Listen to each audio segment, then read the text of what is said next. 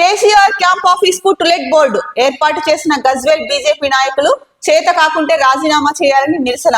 మా MLA KCR కనబడటలేదు. Youth Congress ఆధ్వర్యంలో Gajwel PS లో ఫిర్యాదు.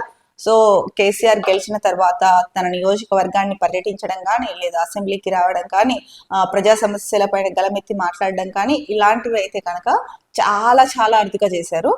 అసెంబ్లీ సెషన్ స్టార్ట్ అయిన తర్వాత మొదటి రోజు మాత్రమే అసెంబ్లీకి వచ్చారు. ఆ తర్వాత చర్చలకి రాలేదు, ఏమీ రాలేదు. అసెంబ్లీ సెషన్స్ కి ఇంతకు ముందు కూడా అటెండ్ అయింది లేదు. పోనీ అలాగని తన నియోజకవర్గంలో తిరుగుతూ తన నియోజకవర్గ ప్రజల సమస్యలు ఏవైతే ఉన్నాయో అవి తెలుసుకుంటున్నాడా, రాష్ట్ర ప్రభుత్వం ఏం చేస్తోంది, మీకు అందిస్తోందా అన్ని, లేదా మీకు చెప్పిన హామీలను నిలబెట్టుకుంటోందా లేదా, ఇలాంటి వాటిపైన, లేదా రైతుల గురించి ఇలాంటివి ఏమీ కూడా చెయ్యట్లేదు. ఫామ్ హౌస్ కే అంకితం అయిపోయారు. ఫామ్ హౌస్ నుంచి ఒక రోజేమో హడావిడిగా వచ్చేసి నేను కొడితే మామూలుగా ఉండదు, ఇన్ని రోజులు మీ పాలన అబ్జర్వ్ చేశాను, మీ పాలన అస్సలు బాగలేదు, ఇక నేను వచ్చేస్తున్నాను అని చెప్పేసి చెప్పారు. సో అందరూ చాలా ఆసక్తిగా ఎదురు చూశారు. ఇంకా కేసీఆర్ మళ్ళీ ఫామ్ హౌస్ ని వదిలి ఫామ్ లోకి వస్తున్నాడు అని చెప్పేసి చాలా ఆసక్తిగా ఎదురు చూశారు. కానీ అదంతా కూడా ఉత్తుత్తిది అని తర్వాత అర్థమైపోయింది. ఆ తర్వాత కూడా చాలా రోజుల తర్వాత బీఆర్ఎస్ ఆఫీస్ కి వచ్చినప్పుడు, తెలంగాణ భవన్ కి వచ్చినప్పుడు అప్పుడు కూడా శ్రేణుల్లో అయితే కనుక బీఆర్ఎస్ శ్రేణుల్లో ఒక ఉత్సాహం నెలకొంది. అది కూడా ఒక 2 రోజులకే పరిమితం అయిపోయింది అనమాట. అప్పుడప్పుడు వచ్చి అలా దిశానిర్దేశం చేసి ఆ రోజు వెళ్ళిపోయారు. తర్వాత ఒక రోజు మాట్లాడేసి ఆ రోజు దిశానిర్దేశం చేసి వెళ్ళిపోయారు బయట, అంటే మామూలుగా నేతలతో భేటీ అయ్యి ఆఫీస్లో. అంతే, ప్రజల్ని పట్టించుకోవట్లేదు, వాళ్ళ సమస్యల్ని పట్టించుకోవట్లేదు. కేసీఆర్ మాజీ ముఖ్యమంత్రి, 10 ఏళ్ళు ముఖ్యమంత్రిగా చేశారు.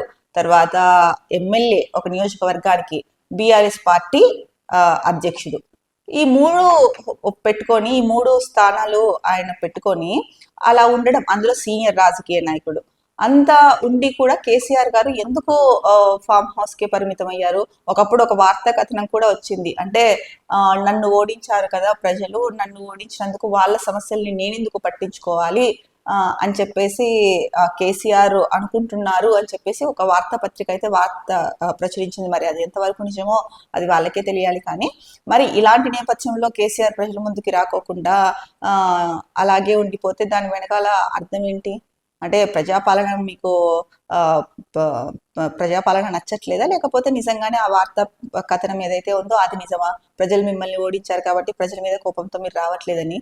ఏది ఏమైనా కూడా మీరు ఒక 3 పదవులు మీ చేతిలో ఉన్నాయి, అయినప్పటికీ మీరు బయటకి రాకోకుండా ఫామ్ హౌస్ కో లేకపోతే ఇంకొకటికో పరిమితం అయిపోయి ఉండేసి ఏమి పట్టించుకోకపోతే రాష్ట్రంలో పాలన ఎలా జరుగుతుంది? ఇప్పుడు అధికార పార్టీ చేస్తోంది, అవి కరెక్టా కాదా అని చెప్పడానికి ఉన్నారు ఎవరు? కేటీఆర్, హరీష్ రావు. ఎంతసేపు తిట్టుకోవడాలు తప్ప చేస్తున్నదైతే కనుక ఏం లేదు.